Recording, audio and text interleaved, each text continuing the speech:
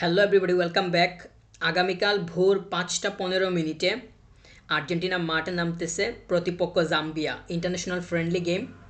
তো friendly game একটা ইতিমধ্যে খেলা হয়েছে এই উইন্ডোতে, আরেকটা আছে যেটা আগামীকালকে বাংলাদেশ সময় অনুযায়ী ভোর 5টা 15 মিনিটে শুরু হবে। লিওনেল মেসি ম্যাচটা শুরু করতে যাচ্ছে। আমরা ইতিমধ্যেই কনফার্মেশন দেখছি, সব কিছু ঠিক থাকলে শুরু থেকেই আমরা মেসিকে দেখতে যাচ্ছি। লিওনেল স্কালোনি থেকে শুরু করে টিমের কোচিং ডিপার্টমেন্টের সবাই তারা অনেক বেশি পরিমাণ সিরিয়াস এই মুহূর্তে। পারফর্মটাকে অনেক বেশি পরিমাণ কাউন্ট করবে যে সামনের ওয়ার্ল্ড কাপে কে স্কোয়াডে ঢুকতেছে কে ঢুকতেছে না। আর লিওনেল মেসিকে আমরা আর্জেন্টিনার যে লেটেস্ট ট্রেনিং সেশনটা আছে ওইখানকার ট্রেনিং সেশন সম্পর্কে আমরা অবগত। ওইখানে বেশ কিছু ছবি ভিডিও ইতিমধ্যে আমরা পর্যবেক্ষণ করছি, দেখছি।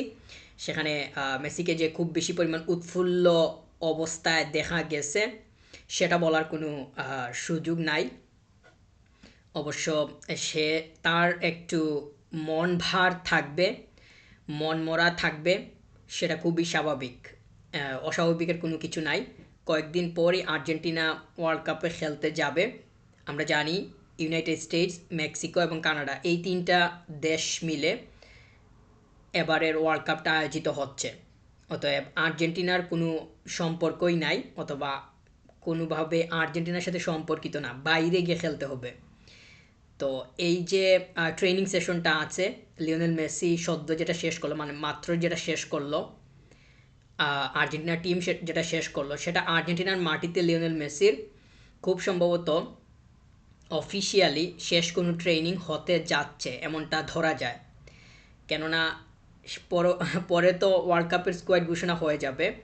সে যে আবার অফিসিয়াল কোনো ইয়ার জন্য আবার আসবে সেটার কোনো গ্যারান্টি নাই।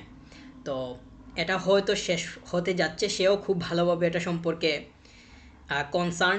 এই জন্য আমরা দেখতেছি যে খুব বেশি পরিমাণ হাসি খুশি অবস্থায় নাই। তাকে এক প্রকার আমরা মানে মন ভার অবস্থায় দেখতেছি। তো আর্জেন্টিনার জন্য লিওনেল মেসি কী করছে সেটা আমরা জানি। শুরুর দিকটা যদি আমরা বলি তাহলে এক হিসাব, শেষের দিকে এসে অন্য হিসাব। মেসি যদি একদম লিওনেল মেসি যদি একদম উইন করে করেই আসতো, আর্জেন্টিনার যে কেরিয়ার বা ন্যাশনাল টিমে তার যে যাত্রা অথবা তার যে জার্নি, এইটার স্টার্টিংটা কেমন ছিল বা শুরুর দিকে যে কোনো উইনিং ছিল সেইটা আমরা দেখি না। তো শুরুর দিকটা যদি একটু মানে ন্যাশনাল টিমের কথা বলতেছি, ওইখানে যদি একদম উইনিং তার সাথে থাকতো তাহলে 2014 ওয়ার্ল্ড কাপটাকে আমরা কাউন্ট করতে পারি। একদম ফাইনালে গিয়েও সেটা হয়নি। তো তারপরে কোপা আমেরিকাগুলো আছে, 18 ওয়ার্ল্ড কাপে তো একদম বাজে অবস্থা, একদম কোনো কিছু ঠিক ছিল না, কোনো কিছু ঠিক ছিল না। তো ওই ওই জায়গা থেকে বাদ। এরপরে 19 থেকে একটু রিবিল্ডিং শুরু। স্কালোনি আসার পর থেকে রিবিল্ডিং স্টার্ট, এবং লিওনেল মেসির ওই সময়টা 18 এর পর থেকে 18 এর আগ পর্যন্ত লিওনেল মেসির একটা স্টেজ আমরা ধরতে পারবো। আর 18 এর পর থেকে 19 থেকে আমরা আরেকটা ধরতে পারবো এখন পর্যন্ত। তাহলে 18 পর্যন্ত এক হিসাব, 18-র পরে আরেক হিসাব। এখন এসে লিওনেল মেসি সব আছে, যা যা টাইটল প্রয়োজন সব আছে, কিন্তু 18 পর্যন্ত আমরা কাউন্ট করলে দেখি যে কিছুই নাই। তাকে এক প্রকার মানে ব্লেমিং হইতে হইছে। তো সে ওই জায়গা থেকেও কোনোভাবে ওই জায়গা থেকেই সে আসছে, কোনোভাবেই পিছপা হয় নাই। তার যে স্টেজটা আছে 18 পর্যন্ত, ওইটাকে পাড়ি দিয়ে এখন এসে সে তার পুরো ক্যারিয়ারটাকে একদম কালার করে রাখছে, কালারফুল করে রাখছে, কালারফুল করে ফেলছে। তো এখন সে তার নিজের দেশ, নিজের জায়গা, নিজের জন্মস্থান, এইটা এইখানে সে যে পুনরায় আবার অফিসিয়াল কোনো ট্রেনিংয়ের জন্য, ম্যাচের জন্য আসবে, সেইটা সম্পর্কে সে নিজেও অবগত নয়। এবং তার যে বর্তমান আমরা যেভাবে তার ছবি ভিডিওগুলো দেখছি, সেইটার প্রেক্ষিতে আমরা কোনোভাবে আন্দাজ করতে পারি না। তো সে এই বিষয়টা সম্পর্কে অবগত, খুব ভালোভাবে ধারণা রাখতেছে। সে নিজেও অনেক কিছু চিন্তা করতেছে, আমরা ক্লিয়ারলি বুঝতে পারতেছি। তো তার চলে যেতে হবে, সে তো আর একদম স্থায়ী হইতে পারবে না, একদম পার্মানেন্ট হইতে পারবে না, এটা কোনোভাবেই সম্ভব না। তো অন্য কোনো উপায়ে পরবর্তীতে আমরা হয়তো তাকে আবারও আর্জেন্টিনার মাটিতে কোনো অফিসিয়াল রুলে দেখব, কোনো ম্যানেজমেন্টের কোনো একটা দায়িত্বে যদি সেটা সম্ভব হয় তাহলে তাহলে সেটা পরবর্তীতে দেখা যাবে। কিন্তু প্লেয়ার হিসাবে এইটাই হয়তো তার মানে তার দেশের মাটিতে অফিসিয়াল কোনো ট্রেনিং অথবা ম্যাচ যেটাই বলি সেটাই হতে যাচ্ছে। পরবর্তীতে স্কোয়াড ঘোষণা হইলে আর্জেন্টিনাকে তো ইউনাইটেড স্টেটস, মেক্সিকো, কানাডা ওইগুলার যে পরিবেশ আছে ওইগুলোর সাথে মানিয়ে নেওয়ার জন্য যেই মানের যেই ধরনের ট্রেনিং দরকার সেইটার জন্য আর্জেন্টিনা প্রস্তুতি নিবে বা সেটার দিকে আগাবে, সেটা আমরা দেখব। তো আগামীকালকে জাম্বিয়ার এগেনস্টে মেসি শুরু করবে ম্যাচ, একদম শুরু থেকেই আমরা লক্ষ্য করব।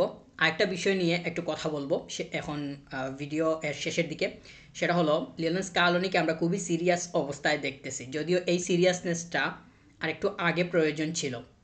আর একটু আগে বলতে 2024 লাস্টে যে কোপা আমেরিকাটা গেল ওইটার পরে যদি সেটা হইতো কোপা আমেরিকা উইনিংয়ের পরপর বা কিছু সময় পর, তাহলে আমরা এখন এসে আর্জেন্টিনাকে আরেকটু শার্প অবস্থায় দেখতাম। এখন যে শার্প অবস্থায় নাই সেটা তো আমরা মনে করতেছি না। অবশ্যই শার্প অবস্থায় আছে। আমরা যদি চারটা চারটা যদি টপ টিম কাউন্ট করি, ফিফা র্যাঙ্কিংটা আপাতত সাইডে রাখতেছি, ওইটাকে বাদ দিয়েও যদি চারটা টিম কাউন্ট করি যে আগামী ওয়ার্ল্ড কাপে ফেভারিট হিসেবে যাচ্ছে, তাহলে ওই চারটা টিমের মধ্যে আর্জেন্টিনাকে জায়গা দিতে হবে। মেসি কেন্দ্রিক পরিকল্পনা এখনও আছে। মেসির এইজটা সম্পর্কে সবাই অবগত, সবাই খুব ভালোভাবে কনসার্ন। তো তার এই যে এসেও 2022 সালে লিওনেল মেসি কেমন ছিল আর 2026 সালে মেসি কেমন, দুইটাকে কম্পেয়ার করলে ভুল হবে। এইটা কম্পেয়ারের মতো না।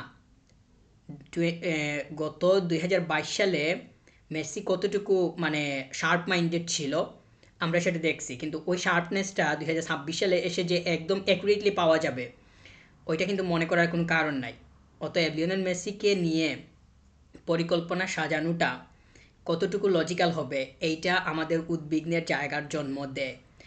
এনিওয়ে আমরা দেখব যে মানে ওয়ার্ল্ড কাপের স্কোয়াডটা কেমন হয়। লিওনেল স্কালোনি খুবই সিরিয়াস, আমরা দেখতেছি। আমি কোনো প্লেয়ারের নাম এই মুহূর্তে নিব না লিওনেল মেসি বাদে, আমি এটা নিয়ে কথা বলবো, কিন্তু অন্যান্য কিছু সংখ্যক প্লেয়ার আছে যারা সন্দেহের মধ্যে যে এরা ওয়ার্ল্ড কাপে আসতে পারতেছে কিনা স্কোয়াডে, ওইটা আমরা সময় মতো দেখব। আমার কথা আছে, সামনের দিকে কথা বলবো। কিন্তু এই মুহূর্তে লিওনেল মেসিকে কেন্দ্র করে এখন অবধি পরিকল্পনা আছে, সেটা আমরা জানি। তো এখন দেখা যাক আগামীকালকে লিওনেল মেসিকে আমরা শুরু থেকেই দেখব মাঠের মধ্যে জাম্বিয়ার এগেনস্টে, এটা এক প্রকার নিশ্চিত।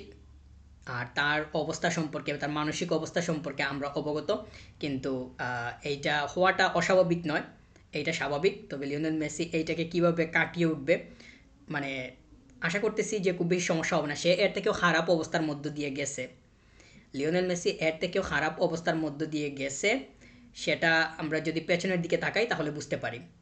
তো দেখা যাক, আমি আশা করতেছি লিওনেল মেসি মানসিকভাবে আরও বেশি পরিমাণ অ্যাক্টিভ হবে, মেন্টালি আরও বেশি পরিমাণ অ্যাক্টিভ হবে, এটাই প্রত্যাশা। Thank you very much. Subscribe.